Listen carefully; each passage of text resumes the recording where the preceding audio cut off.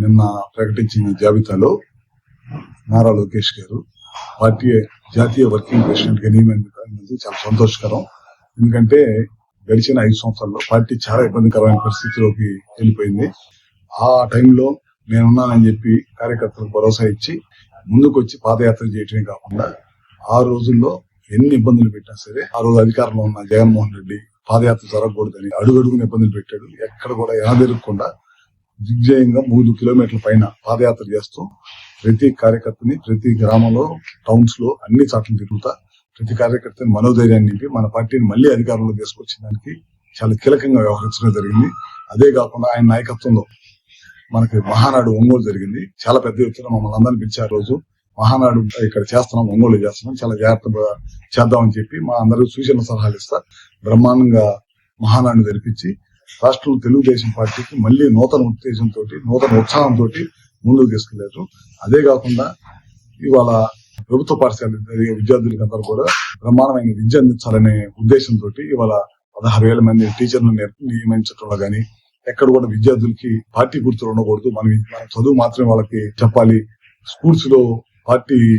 సిద్ధాంతాలు ఉండకూడదు అనే ఉద్దేశంతో వాళ్ళకి ఇచ్చే యూనిఫామ్ గానీ బ్యాగులు గానీ బెల్ట్లు గానీ నాణ్యమైన ఇచ్చుకుంటూ ఎక్కడ కూడా ఆయన ముద్ర గానీ పార్టీ ముద్ర గానీ లేకుండా ఇటువంటి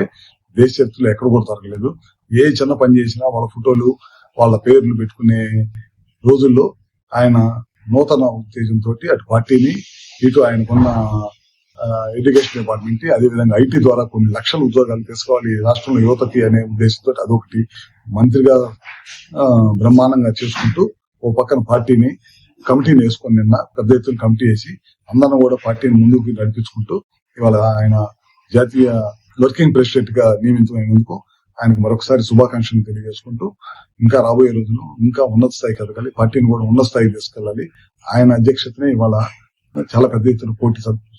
సభ్యత్వాలు కలిగిన పార్టీ దేశంలో ఏదైనా ఉందంటే అది లోకేష్ గారి వల్లే సాధ్యమైంది. ఆ రోజు మెంబర్షిప్ చేర్పించడంలో గానీ పార్టీని ముందు నడిపించడంలో గానీ పార్టీ కార్యక్రమాలు గానీ ఇంకా ఆయన నిర్ణయాలతోటి ప్రతి జిల్లాలో కూడా పార్టీ కార్యాలయాలు కట్టాలని ఇట్లాంటి పార్టీకి సంబంధించి ప్రతి రోజు కూడా ఎవరో ఒక మంత్రి వెళ్ళి పార్టీ ఆఫీస్ లో ఉండి ప్రజలకు సేవ చేయాలి, ప్రతి కాన్స్టిట్యూన్సీలు కూడా ప్రజలకు అందుబాటులో ఉన్నాయి. ఇట్లాంటి నూతనమైన నిర్ణయాలు తీసుకొని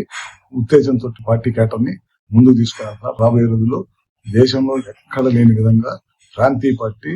ఏ విధంగా నడపాలో అంతకంటే గొప్పగా నడుపుకుంటూ ఇవాళ లోకేష్ గారు ముందుకు తీసుకెళ్తున్నారు. ఆయన కూడా మరొకసారి శుభాకాంక్షలు తెలియజేసుకుంటూ నూతన కమిటీకి అందరూ కూడా మరొకసారి శుభాకాంక్షలు తెలియజేసుకుంటూ ఇవాళ చూస్తున్నాము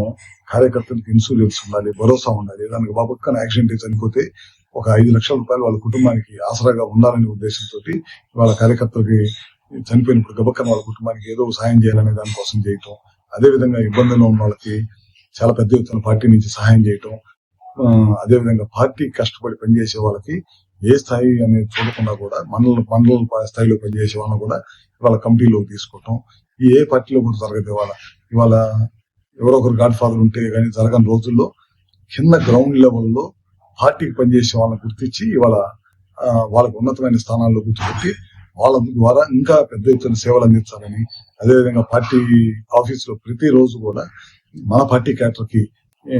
దశా నిర్దేశం చేయటం కానీ వాళ్ళకి తెలిసి వాళ్ళ దగ్గర నుంచి ఫీడ్బ్యాక్ తీసుకోవటం కానీ వీళ్ళు మన నాయకులు చెప్పదలిసింది వాళ్ళకి చెప్పడం కానీ ఇట్లాంటి అన్ని ఫీడ్బ్యాక్ తీసుకొని ఈ ప్రభుత్వం ఈ పార్టీ రెండు కలిపి ప్రయాణం చేస్తా ఇంకా మెరుగైన సేవలు ప్రజలకు అందించాలని ఇచ్చిన సంక్షేమాలన్నీ కూడా సంక్షేమ పథకాలు వాళ్ళ పెన్షన్లు ఇచ్చే కార్యక్రమం కానీ లేకపోతే పిల్లల చదువు కోసం డబ్బులు ఇచ్చే కార్యక్రమం కానీ మహిళలకు ఉచిత బస్సు కానీ ఇట్లాంటి ఎన్నో కార్యక్రమాలు ఉద్యోగాలు కానీ 20 లక్షల ఉద్యోగాల ధ్యేయంగా ఇండస్ట్రీస్ ని తీసుకురావటం కానీ అన్ని ప్రాంతాల అభివృద్ధి చెందాలి, అమరావతి అభివృద్ధి చెందాలి, ఒక పక్కన ఉత్తరాంధ్ర అభివృద్ధి చెందాలి, రాయలసీమ జిల్లాలో హార్టికల్చర్ అభివృద్ధి చెందాలి, ఇండస్ట్రీస్ రావాలి, సోలార్ విండ్ పవర్ పిఎస్పీలు రావాలి, బ్యాటరీ రావాలి, ఇట్లాంటి ఎన్నో కార్యక్రమాలు లోకేష్ గారు ముందుకు తీసుకుని వెళ్తున్నారు.